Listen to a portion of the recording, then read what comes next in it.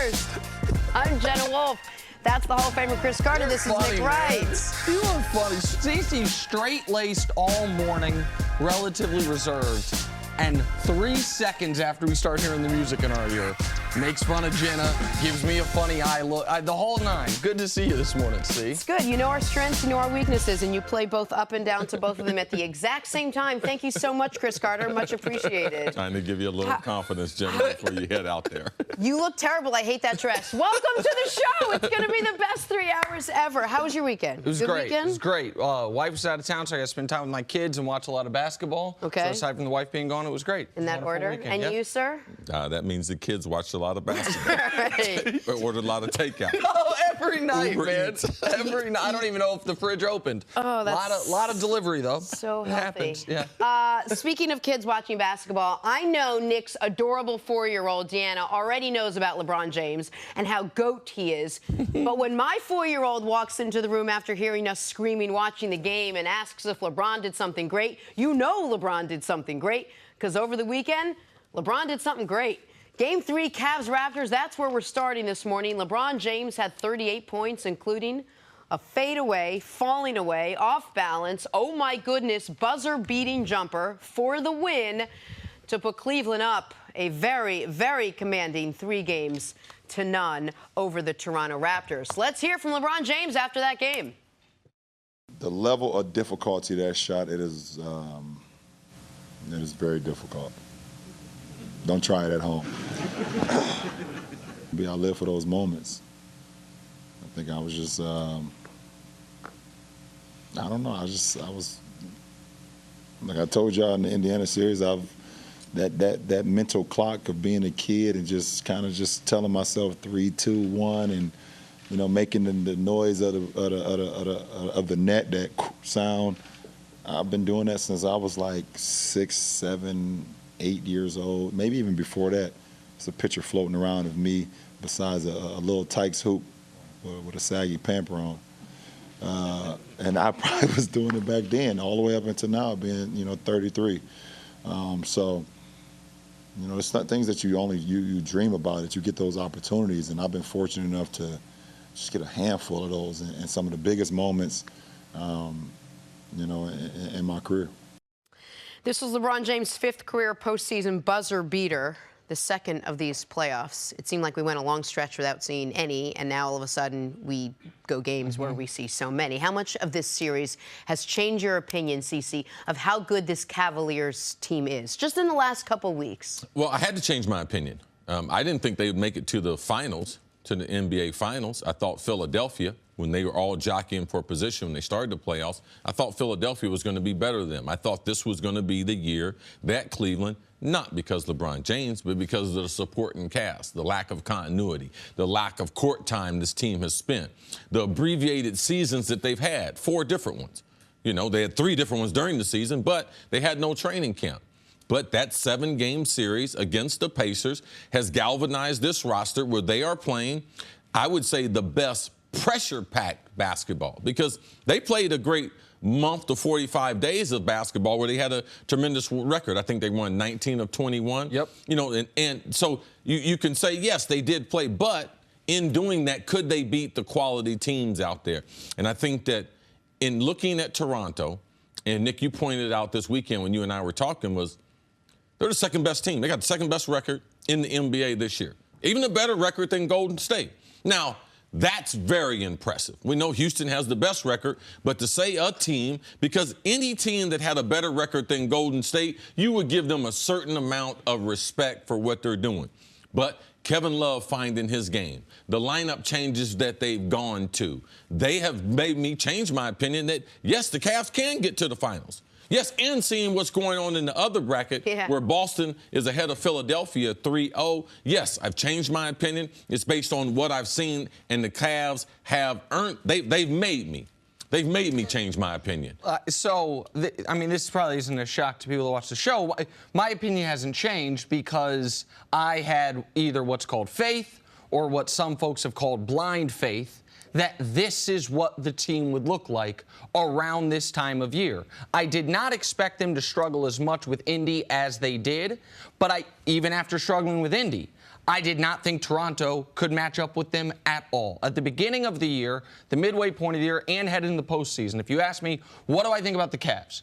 I would have said they will make the NBA Finals and be a heavy underdog against either Houston or Golden State. Right now, sitting here today, they will make the NBA Finals and be either a heavy underdog against either Golden State or Houston.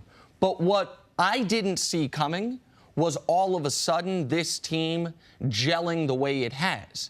And it's really, when I say all of a sudden, it is just 3 games. Because they didn't gel at any point in the Pacers series. We were excited about a 3-minute stretch of basketball at the start of the 4th quarter of Game 7. Right, but you were excited because you said that the Pacers, the way they play, that they beat the Cavs 3 out of 4 during the regular season. They match up well with them. It's one of those kind of things. It's maybe not necessarily on paper, but they give the Cavs problems. And you said the way the bracket is coming out, Toronto was going to be a godsend for the Cavs in the semifinals. Even though they won 59 games, and I'm not one of the people calling them the baby dinosaurs. I'm not saying Toronto's a bad team, a fraud of a team. I don't believe any of those things. And while they had the 2nd best record, I wouldn't call them the 2nd best team, and neither would you. But I would have called them the 3rd best team this year. They were the 3rd best team all year long. Houston, Golden State, and then Toronto. But what this series also is going to do is give the Cavs, and most importantly LeBron, rest.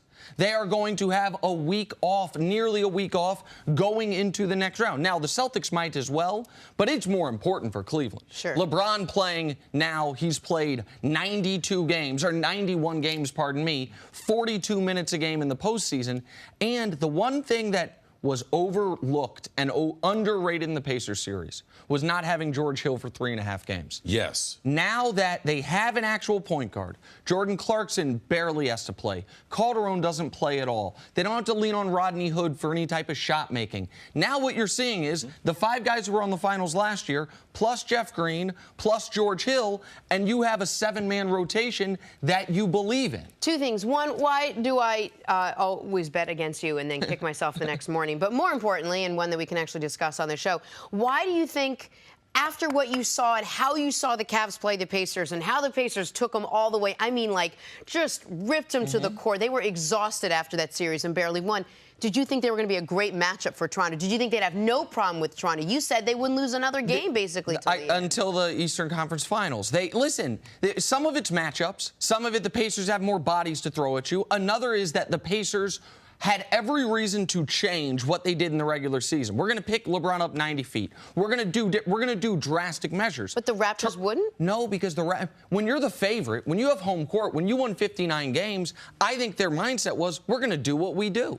We're going to play Raptors basketball, and LeBron wouldn't allow it to work. To me, the only difference between what's going on now, Kevin Love and the role players playing better, but the Pacers had a finisher in Victor Oladipo. He was a finisher, and the Raptors don't have a finisher. If the Raptors had a finisher, it could be 2-1. It could be 1-2. Like, let's not forget what happened in game number 1. Let's not forget LeBron just had another buzzer beater.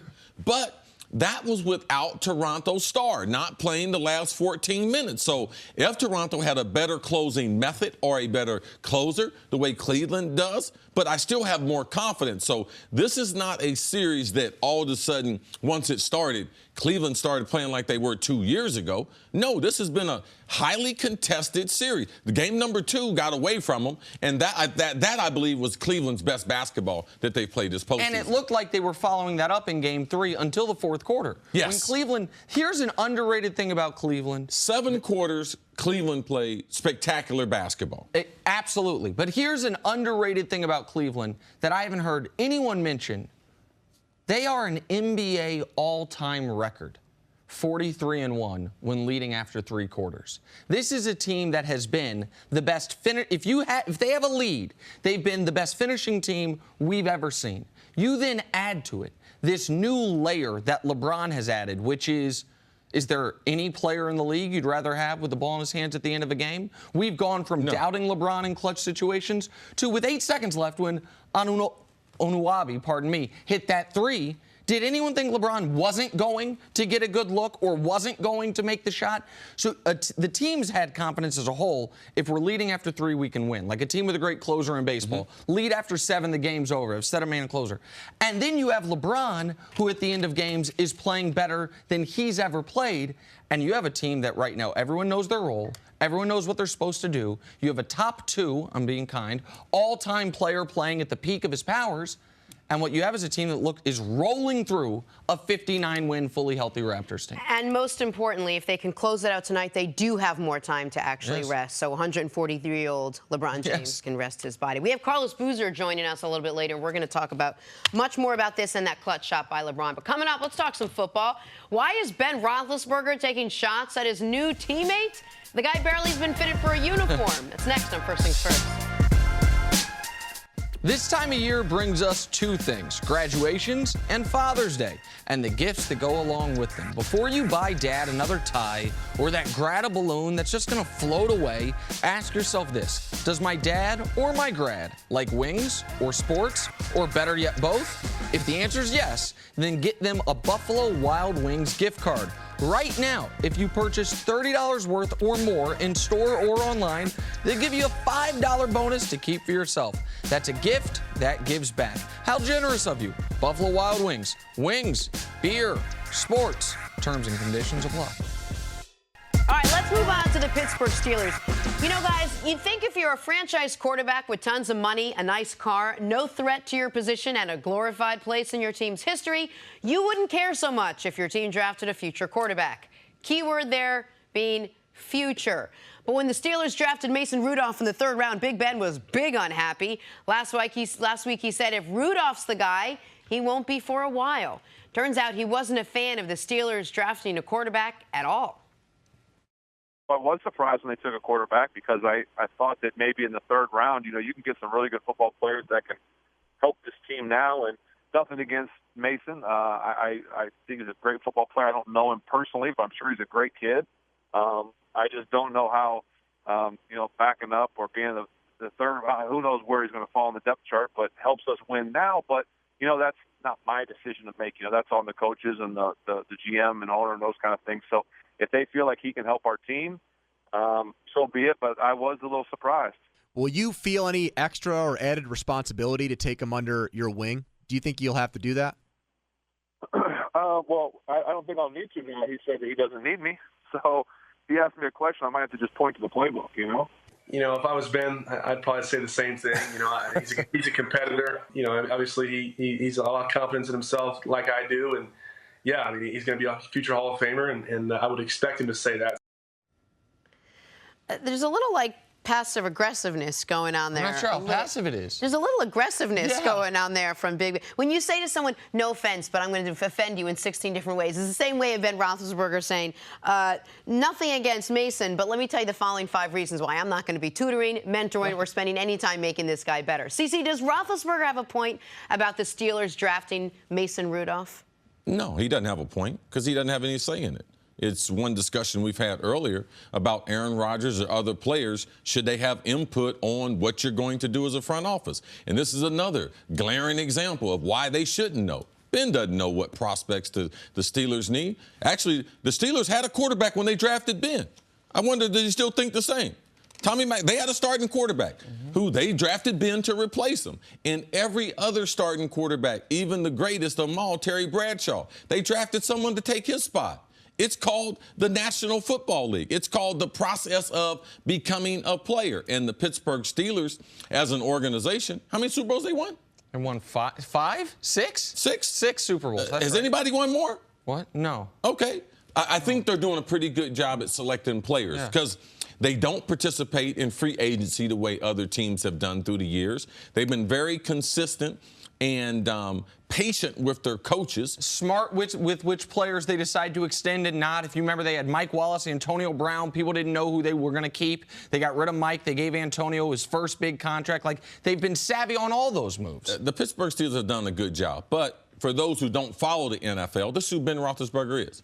He's always been very, very petty. He's always been about getting attention himself. Even his injuries, people would say that, yes, he's durable, but he's also milked some of those injuries as far as how long he was going to be out, the extent of those injuries, sharing that information with other people, not even going to get into his decision-making off the field, which has been questioned a couple times in his career. This is who Ben is. What was he doing the last couple years?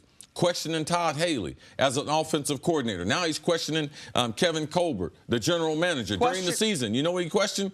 Mike Tomlin as a head coach, the leadership. Remember, he questioned some of the things that he did. This is what Ben has done, and I believe this to be one of the problems with Pittsburgh and why this group does not collectively have rings. There's always some bickering. There's always some little player saying something. In last year's draft, Martavis Bryant, he sounded off. I don't know why they drafted him.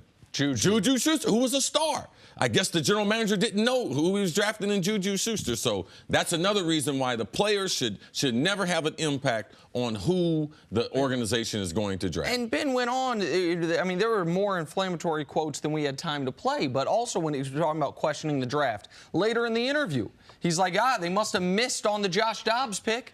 Josh, they draft him. If they're drafting Mason in the 3rd round this year, Josh Dobbs must not be the player that they thought he was. As far as to answer the question, I understand why Big Ben would feel like, man, I'm trying to win Super Bowls. I'm trying to have the team be better this year. I'd rather have another weapon or another offensive lineman. I get why you would feel that way.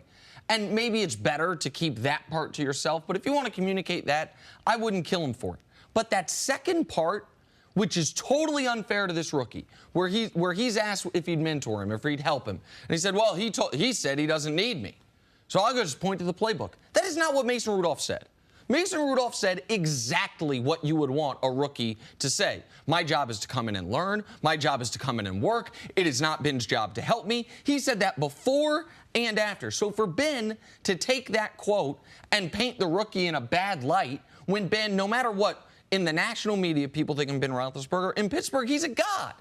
So to immediately taint the wells, so to speak, on Mason Rudolph with that fan base is wildly unfair and totally unnecessary. And let's not forget, Ben also not threatened, but basically said he didn't want to play anymore after the Jacksonville game. He was questioning whether he was going to come back. The season before that, he questioned how long he was going to play. So the Steelers hear that. The Steelers know there's a little guy in his mind saying, maybe this is it. Why wouldn't they want to just have someone there? Regardless, it's still their decision. They still understand what the future holds. They still understand how old he is and what they have left. They can do whatever they want. I fully agree with you. Yeah, Ben Roethlisberger shouldn't have any input. And this just reveals just who he is. This is who Ben is. Ben was supposed to be happy because Todd Haley, they let him go, relieved him of his offensive coordinator's duty. But no, now they've drafted another player, and it is Ben's responsibility to be able to teach this guy, regardless of what Ben thinks. And it's not like they reached on this player. Like, this was a guy people said potentially could be taken in the 1st round if Lamar Jackson wasn't. Most draft boards had him as a 2nd rounder. They got him mid or I guess early 3rd round when you have a quarterback who is going into year 15. All of that makes sense. And to throw one of your teammates under the bus is the part of this that's unconscionable. When he's been your teammate for like 6 minutes. Yeah, it's just totally unnecessary. And CeCe's point about it revealing who this player actually is, I think is a prescient one. All right, let's take a break. Coming up, how have the Boston Celtics been able to just dominate the 76ers? Break that down next. First things first. All right, on to the Warriors, who looked golden yesterday. They beat the Pelicans by 26 points to take a commanding 3-1 series lead. Kevin Durant was in the zone, dropping 38 points. His teammate, Andre Iguodala, he was next to the zone. He said KD kind of reminded him of MJ in this one. CeCe, what impressed you most about Durant's performance yesterday? Oh, he can get any shot he wanted on the court. How patient he was once he got the ball. He wasn't in a rush. They weren't going to double team him. But he wasn't shooting a lot of threes. Man, so many mid-range jumpers just went right over top of Drew Holiday, went right over top of the brow. Man, there was no answer for him. No. He looked like the most dangerous offensive player in the NBA yesterday. Listen, for Game 5, the Pelicans, I know it's a lot to ask of your guy because you need him to go for 35 points. Anthony Davis has to guard him.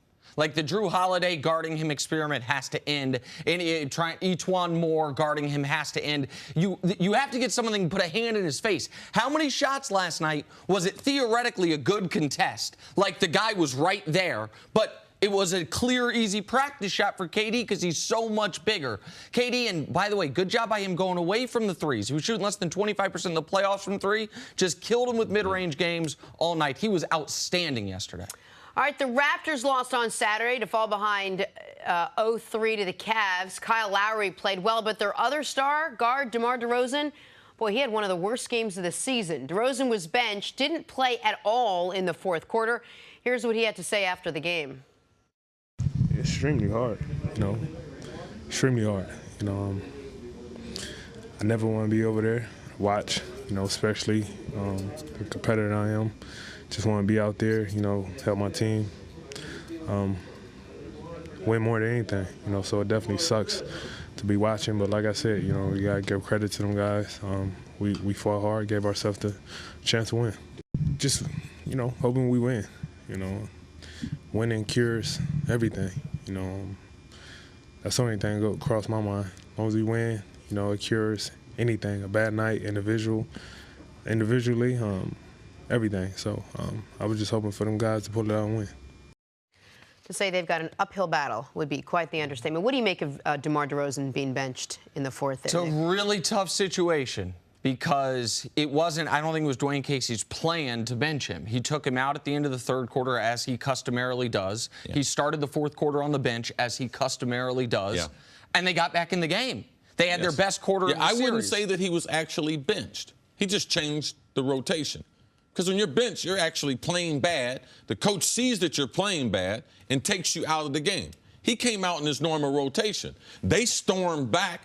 I thought the coach made the right move. Now, he made a couple other moves that I will question, but as far as leaving the backups in there, because they did bring the team back, their biggest problem was not those 14 minutes. Their biggest problem was they didn't get that last stop. Because if they get that last stop, they can bring DeMar back in the overtime. He's got 5 minutes. He got a clean slate. Then he's got a chance to redeem himself. But they don't get the final stop. So now the totality of it hits them. They're down 3-0. The player who they've invested in, believed in, he's going to be the guy to help us turn around. He was on the bench, so it just doesn't look, it does not look good for the Raptors or DeMar. Listen, Dwayne Casey can be criticized for a lot of things in this basketball game. I'm not laying the blame on him for this. The blame's on the player. I like DeMar DeRozan. I've been saying all year that I think he's a fringe All-NBA guy. He would have had a spot on my ballot. He was one of the 6 best guards in the NBA this year. But this is your biggest game of the season. This is a game that you guys have to have. And he's minus 23 in 27 minutes on the court. Minus 23. He's 3 for 12. People, if they just look at the box score, they would think J.R. Smith played a really bad game because he had 0 points. J.R. was extraordinary on DeMar DeRozan defensively. J.R. is not Kawhi Leonard. You can't let J.R. Smith shut you down. And you can't, in your biggest game of the season, the only way your season stays alive, play as poorly as he did. He kind of bound Dwayne Casey's hands when the team ended up playing well in the fourth quarter without him, and his best friend and backcourt mate, Kyle Lowry, was doing everything for him. So do you agree? And Cleveland was giving Lowry more space. That was their game plan, to give him more space and let him shoot. You're okay with him on the bench, with Dwayne Casey keeping him on the bench? He had to. They were, again, I think CeCe's point's correct. It wasn't the plan. The plan was your normal rotation. Out for the final 2 minutes of the third, first 2 minutes of the fourth, play the last 10. But the Raptors were playing so well, I'm sure he was waiting for them to hit a lull to put it back in. They never hit a lull. They tied the game up. And I do think he would have started overtime. People were speculating, would he have left him on the bench to start overtime? I say no chance. He would have let him start overtime. All right, let's get to the other series in the Eastern Conference, Sixers and Celtics. If I told you one of those two teams would be up 3-0, Sixers dominant, confident, Celtics depleted, injured, who would you have picked? Certainly not the Celtics, said everyone but Brad Stevens. But after Game 3 Saturday night, Boston is now on the verge of sweeping the once red-hot 76ers. The members of the Boston Celtics were united in praise for their coach after the game. Brad is a genius, man. Unbelievable. Sometimes he draws stuff up and I look at him like, I didn't think, but Marcus delivered it. Great pass. I missed some shots that I normally make there, but I made that one, so it's good. It sucked to lose this way. I felt like we had control of the whole game, especially when we made that one at the end of the first half. We felt really good, but we made a couple mistakes at the end, and that and it wasn't good on our part. All right, Cece, there's so many things you can point to here, but let's start with coming at it from the Celtics angle because they're the ones up 3-0. How have they been able to do this going up against a healthy, strong, confident, or once confident Sixers team? Brad Stevens and the coaching staff have this team playing amazing. They're shooting the basketball. They get into different sets that the players are comfortable with, making big shots. I mean, they're young players playing spectacular. Jaylen Brown coming back in, giving them a lift, even with a bad hamstring. But they have a superstar in Tatum. Tatum has lifted his game where he's for a rookie. Look at all the rookies in the playoffs. Look at where they are in the second round. We were talking about, man, this is odd. We got all these rookies playing well. Round number 1, we get to the semifinals. We don't have so many rookies playing well. Right. We actually have one rookie that's playing well, and that's Jason Tatum. He's probably one of the biggest reasons, him, Terry Rozier, why the Celtics are playing this amazing, besides Brad Stevens showing the world that he's a great basketball coach. Listen, I'm glad you brought up Brad Stevens because I usually bring up Brad Stevens. I'm going to talk about the players. Jenna, let me ask you a question. Your guy, Danny Ainge, what's the free agent acquisition he's been most criticized for?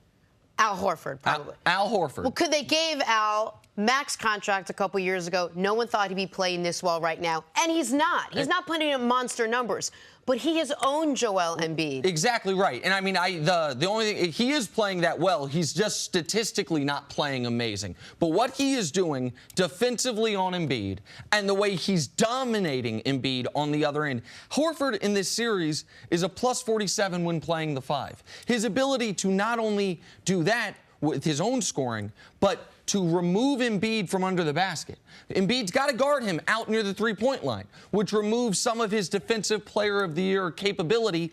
He's been extraordinary. You add to it Jason Tatum. I mean, this is remarkable. Like, Jason Tatum's going to come in third in Rookie of the Year and going to be the best player on a conference finalist. What he has done, breaking Larry Bird's record for 5 straight games with 20-plus points in the playoffs as a rookie.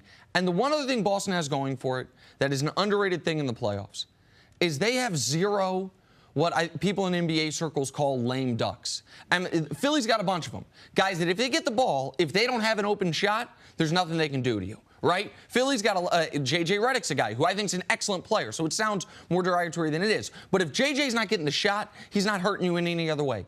Every guy Boston puts out there can either hurt you with the shot or will at least take the shot, can beat you off the dribble, or can find an open man through passes. Like, all of them are triple threats. They have no lame ducks on the court, which make them so hard to defend. They're a great defensive team. I mean, we saw in the playoffs teams step it up through energy, but Boston through the season, you would argue, are they the best defensive team in the NBA? You could argue that. In the playoffs, to me, they're the best defensive team left of the playoff teams. And also, what did we talk about with the Sixers? That if there was going to be any thorn for them, it was going to be the fact that they're a little bit younger, they don't have playoff experience, and that was going to bite them.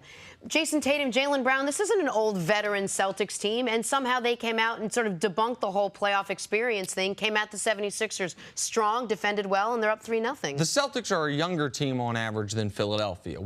Where the Celtics have the edge, and this isn't a knock on Brett Brown, is the coaching out of timeouts. It is a knock on the coach, though. Anytime you can say that the coaching is better, it's got to be a knock on it, because there's only 8 teams left playing. All right? So when you start looking at the tail of the tape and you can say, wow, they have a decisive edge in coaching, it has to be a knock on the coach. Unless you think the guy on the other side is the best coach in the league, and they'd have a decisive edge on almost every team in the league, which is what I think about Brad Stevens, pardon me. But the other part of it is that he is asking guys to do what they do best and not asking them to do anything else. It's why this team has been almost interchangeable with the pieces they can put out there. And one other thing that was a Philly bugaboo all year long and where Boston was extraordinary all year long, the late game execution. Philly was a terrible fourth quarter team throughout the regular season. In the first round against Miami, they were awesome at it. It's come back again in this series. And Boston just won a road playoff game. first road playoff game they've won all series en route to probably winning in 5 games. Yeah, Brett Brown has played a role in all 3 games the team has lost. You can look at them and be like, you can blame it on the player, Ben Simmons disappearing, but also the coach has been a detriment in all 3 losses to Boston. All right, we're going to take a break. We'll talk a lot more about this coming up. But on the other side, why doesn't anyone want to sign Dez Bryant? It's next on First Things First. Welcome back to First Things First. We're now joined by Super Bowl champ Greg Jennings. It's been a while. Hey, Greg. Jennings, how are you? It actually hasn't Has been not that been that long. You were just here. That's awesome. It's great to see you again. It's been like 5 minutes. You went, you golfed, you came back, and now you're back. Absolutely. Good to see you, Greg. I'm nothing if not aware of everything while, that's though. happening. It has been a while. You're right. Let's just roll with that. Oh, I was like, wait, hold on. I feel like I just said that. Greg, we've been talking about Dez Bryant forever. So let us continue on with the Dez Bryant watch. Here's how it works. We say Dez Bryant, and you tell us why teams haven't signed him yet. Pretty simple. Rules, but not so simple answers. Dez still unemployed after being released from the Dallas Cowboys a few weeks ago. It was reported last week that some teams, quote, won't even bring in Dez for the minimum, something his former teammate Cole Beasley isn't putting a lot of stock into. I've seen the things going around that teams won't even sign him for minimum. I'm like, that's the dumbest thing I've ever heard. Dez was always a great teammate to me, and he did want to see other guys succeed. I mean, every wide receiver wants the rock, and, you know, he's so passionate, it may come off the wrong way to some people. Now Dez, he has a chip on his shoulder, and that's something, I mean, he's already an animal already. And now, like, I've actually seen him working more than I've ever seen him work. Like, it's scary. Like, if he gets to another team and he gets that shot, I promise you he's going to be ready. It's quite a different, quite a different sentiment than what we're hearing from other teams around the league. Do you think a contending team, Greg, should take a chance on Dez Bryant? I do. Let me say this. I've been critical of Dez and his performance and his play on the field. As a teammate, I don't question that he's a bad teammate. I think he's a great teammate. I've heard nothing but great things. When a guy is that passionate about what they're trying to get done and what they're trying to accomplish, you can't just be a bad teammate. But here's the thing. When you're a team and you're owner, your head coach, your general manager, you have to survey everything. You have to look at your head coach. Is that position stable? Your offensive coordinator, is he stable and secure? Your quarterback, is he an older guy who's secure in who he is, who's not going to waver, who's not going to let the passion that Dez Bryant shows on the sideline impact and influence the way they perform on the field? That's the question, and that's the concern. That's probably, in my opinion, why teams are a little drawn back, withdrew when it comes to signing a Dez Bryant. And one thing that Cole Beasley said that really stood out to me was he's worked harder than he's ever worked. He's putting in That's not a compliment. It's not. It's not. Right. At this stage in your career, you should be the example. You should have always been the example of work ethic and how to work and how to develop your craft. And that's what I don't think Dez has taken serious up until this point, now that he's on the outside looking in. Do you think he'd be a fit in Green Bay? Yes and no. Here's my thing about Green Bay. I've heard you say Green Bay a couple times. And they were one of the teams initially linked to him via the rumors right when he was released. My thing with Green Bay, from what I've always known about McCarthy and Aaron Rodgers, they like route runners, guys who can create separation, even though it's not needed when you have an accurate guy like Aaron Rodgers. But the ability to run routes, to be specific and complementary of your other guys running their routes is mandatory in that offense. And that's what I don't like. What I do like is he will have an opportunity to make plays because Aaron Rodgers will throw him open. It feels like a Tony Romo similarity on some of the things Tony was good at. For sure. Go ahead, Steve. Yeah, well, Cole Beasley, he said a couple of things were alarming. One was the work ethic. The other thing was he said, I picked up on it, was he said he was a good teammate to me. Well, why was it so specific to you? It was 53 guys on the roster. Why wouldn't he be just a great teammate? Why specifically was it just to you? Now, he said, now every wide receiver wants the rock. Well, yes. Every wide receiver, too, that I know, and I believe this is going to be Dez's problem, they think they're better than what they really are. Myself included, every other wide receiver. Especially at this stage. At all stages, they always think they're better, let alone at the back end where they're trying to get paid. They all do. Like, it was a realization. A coach told me that. Every wide receiver, Cris thinks they're better than what them. I said, yeah, you're right, coach. So I'm going to have to be really good because I think that I'm a hell of a lot even better than that. So that's a fact. But when you are an aging veteran and you can't be a volume shooter anymore and your whole mantra is energy, where do you add that to? I mean, where does that play well? You look at Dez on the sideline, you tell me where that plays well. With another head coach, another fan base, another locker room, you tell me where that plays well. So for me, Dez, he needs a dose of reality. He is not a star anymore. He is a role player, and he can't play and be demonstrative the way he was before. And I don't believe that Dez, going through this, has looked at it the right way and been like, you know something, I need to change because he's not a better route runner. I don't care how much he gets in the gym. It's not going to make him explosive going to the ball. His hands sometimes are still suspect. We saw that last year. He's not a smart player. Carries the ball always in his left arm. So there are things at this point in his career that I don't want to add that to a veteran, to a contending team, because I'm worried I'm not going to be able to get him the ball enough.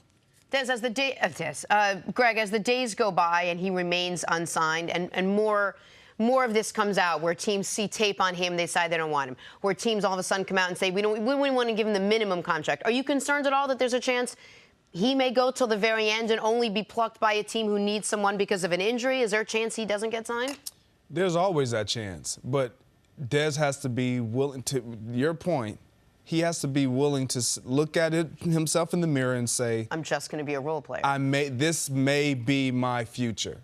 The one thing, for me, when I look at Dez and his situation, I was in a similar situation not a similar situation, let me not say that, but when I went to Miami, I was 32 years old when I got down there.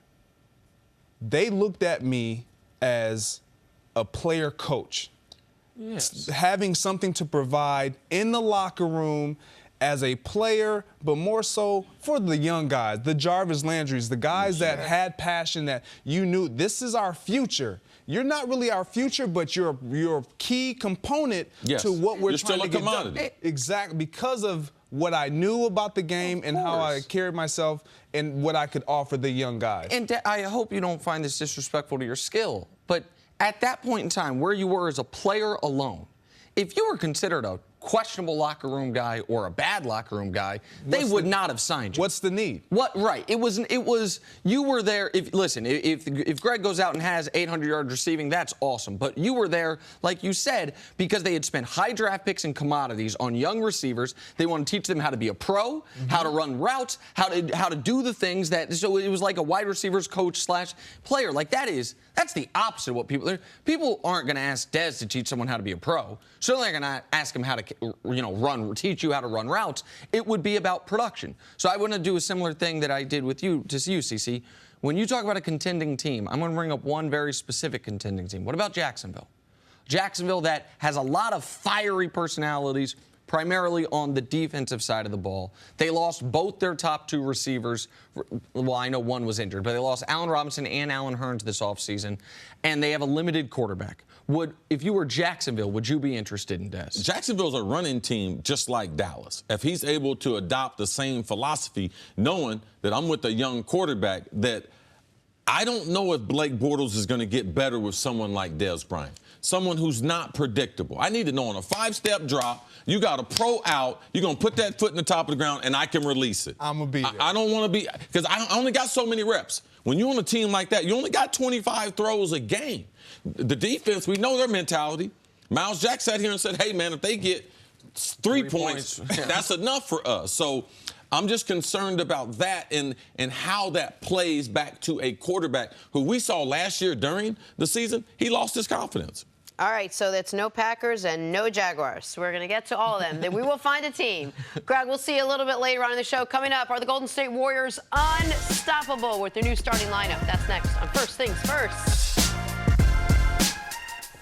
Welcome back to First Things First. We're now joined by former NBA All-Star Carlos Boozer. Thanks for joining us, Carlos. Pleasure. Thanks for having me. It has been a very unpredictable NBA playoffs, would you say? Absolutely. Except for Nick Wright. I don't think any of us had anyone who we thought was going to be doing anything. I mean, the East has been unpredictable for many people. Yes. The West is probably playing the way people thought it would thus far. All right, so then let's talk about the West. Carlos, you know who appears to be having a good time in the playoffs thus far? The Warriors. They lost Game 3 on Friday night to the Pelicans, and it was adorable. Because on Sunday for Game 4, it was as if they were like, fine, we'll just do this, no problem. They started their death lineup, 4 All-Stars plus Andre Iguodala. KD had 38 points, and the Warriors dominated the Pelicans to take a 3-1 series lead. Carlos, what's the best way to defend the Warriors' death lineup, if you will? Whew, if you got that answer, they're going to give you a lot of money. I want a lot of money, actually. No, they're incredible, man. You think about what KD's able to do at his size, shoot from outside, shoot from the inside. Get a rebound, dribble up, make a play for each other. But last night, 38 points, mid-range game was popping from everywhere, creating that space. I do think the size difference makes a huge difference. He's 7 feet, shooting jump shots like a 2-guard, makes him unguardable. Then you add the rest of his friends, Steph Curry, Klay Thompson, Draymond Green getting a triple-double, Iguodala. And then on top of that, defensively, they can switch anything on defense, and they got the length to do so. And defensively, usually if you were starting a lineup that size, unless KD was going to be, as he was at the beginning of the season, peak rim defender, you would be at a deficit. But what we've seen these playoffs is the Draymond Green that I once upon a time called the most important player on this team. Back before they had KD, when Steph was the unanimous MVP, I still thought Draymond was the most important guy because he unlocks that death lineup. I know yesterday afternoon he didn't get double figures in anything, but he dominated that basketball game. And the intensity that he brings, while I know it can be grating to the opponent, it lifts his teammates. And it makes his teammates better defensively as a whole. And so as long as he isn't just a negative, forget a zero, a negative on offense, he's so deadly for them, which is why that you just have to hold on. You just can't let go of the rope against that lineup, right? You just can't let them blow you out. That's what they did against New Orleans. They won that game in the first 8 minutes. Yeah, they have so many shooters in the lineup, but the thing that lineup presents is you don't have to be hot. That's what was yesterday. Steph, he wasn't on fire. Klay was just normal, but KD. And that's what they have that no other team can have. Houston doesn't have that. We know LeBron. LeBron can't take 5 minutes off. We know what's going to happen to the Cavs. But that consistency that they always have one of the league's best scorer, I think that presents a lot of problems for the rest of the NBA. No, it's incredible because you think about their playoffs this year. You know, Steph came off the bench after missing 2 or 3 months. Super hot that game. KD's been great all playoffs long. And you barely talk about Klay, and we know Klay can go off for 30 points in a quarter. Quietly. Quietly. And Draymond Green sitting there getting triple-doubles left and right. So they're very hard to guard, very hard to defend. We're all looking forward to the next round and seeing them playing against Houston, but very tough to defend. Steve Kerr's going with this lineup for Game 5. Do you see him doing this the rest of the way? I can see that. I mean, why not? The way KD's playing defense, I think he was top 3 or 4 in block shots this year. Draymond being their anchor, emotional leader. I could definitely see, and then you also bring on, we're not even talking about Sean Livingston can guard 2 or 3 positions as well. They have a lot they can go with, but the difference is against Houston, Capella. Yes. You got, I think JaVale McGee may play a part in that series to try to go off of Capella. If you're going to play this lineup, if you're going to play against this lineup, pardon me, you have to dominate them on the glass. Yes. Like, that's where Capella, I know Anthony Davis is an amazing, he's a much better player than Capella, but he's not as good a defender as Capella is, and he's not as good of a rebounder as Capella is. And go ahead, C. Yeah, I don't think they can play that lineup against Houston because they do the high pick and roll. That's the way they start their offense, with a high pick and roll with Harden. And if you do that, if you put Draymond on him, you put KD on him, they're going to get alley-ooped on the whole time. Right. And Harden coming off of that, I don't think that's the most effective way. I think they need to go with the big. The ball too, and the way CP passes to Capella as well. You saw that last night as well. When it comes to Houston, the reality is for the Warriors, when that 5-man unit's out there, there is some amount, and I know athletes would hate to hear this, but there's some amount of luck that has to come into it. You have to hope Iggy and Dre are off. Because if those guys are, they are going to get I don't think that's luck. No. I mean, over the course of their career, they have shown times where they cannot shoot the basketball. For sure. I meant luck in the opposite direction, meaning if they're on, that's unlucky, and then there's no solving it. If it's a game where Iggy and Dre are hitting their shots, because they are going to get wide open looks. If they're hitting them, Van Gundy says it on the broadcast all the time. You give Draymond that shot, and if he makes it, you lose. It shouldn't be that simple, but when you've got two guys in Steph and KD that will finish their careers as top 20 all-time guys, another no doubt Hall of Famer in Clay, all just as offensive guys. You only got 5 guys to defend. There's only so many answers you can try to solve out for. Right, but the other great thing about those two guys, even when their shot's not going, they can get the rebound and push it themselves and create for other people because they're going to drive the hoop, the ball to the basket, make you collapse. And if you don't collapse, obviously they got a layup or a dunk. But if you do collapse, they kick it out to 3 of the best shooters we've ever seen. We waited so long, the last couple weeks of the regular season and the first playoff round to get this Warriors team healthy so that we could say the Warriors at their strongest, how do they match up against the Rockets at their strongest as well? And now it looks like those two are on a collision course to face each other. How do you like those two? It's going to be a great series, I think. I think Houston's got more than what people think. Obviously, the Warriors are the champs, and they're incredible, and we love them as basketball fans. They're fun to watch. I think it goes 6 or 7. I got the Warriors coming out of it, especially with Steph being healthy now. But I'm interested to see how Houston does. Who do you guys got?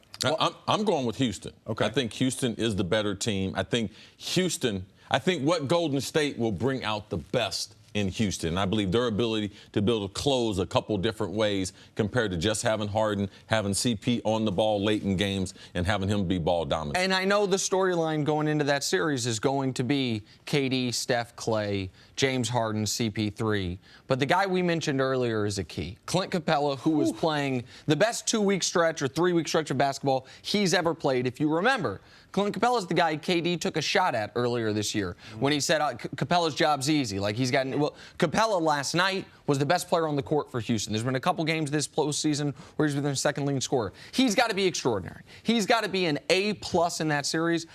Listen, 65 wins means something to me. Home court advantage means something to me. I've said Houston for the last few months. I'm not changing it, but man, oh man, the Warriors look terrifying. I think also the number of bodies that they can throw at KD that New Orleans can't do. Correct. Right. Luke Richard Belamunte. We can throw him out just the way I threw his name out there, just like that. But the number of different bodies, the number of different bodies, 6'9" to 6'7" to 6'10", I believe that's the difference for Houston. Let me just ask you one quick follow-up real quick before we advance in the next round. Game 5, New Orleans. Yeah. Would you ask Anthony Davis to guard KD? I think it's going to be tough, man. I think KD has a lot of stuff on the offensive side. I mean, at this point, why not? Nothing else. I mean, he guarded him a big portion of the second half of that game. Why not? What did that do? KD just put a little more arc on his jacket. Absolutely. All right, Carlos, we'll see you a little bit later on in the show. Coming up is LeBron's game in an all-time high. That's next on First Things First. I'm Jenna Wolfe, and thank you for listening to the First Things First podcast. Make sure to subscribe and tell your friends, family, and coworkers about the podcast, which, by the way, is available on iTunes and all your favorite podcast apps. You can catch a fresh new episode every Monday through Friday on FS1, starting at 6:30 a.m. Eastern, 3:30 a.m. Pacific. So long, everyone.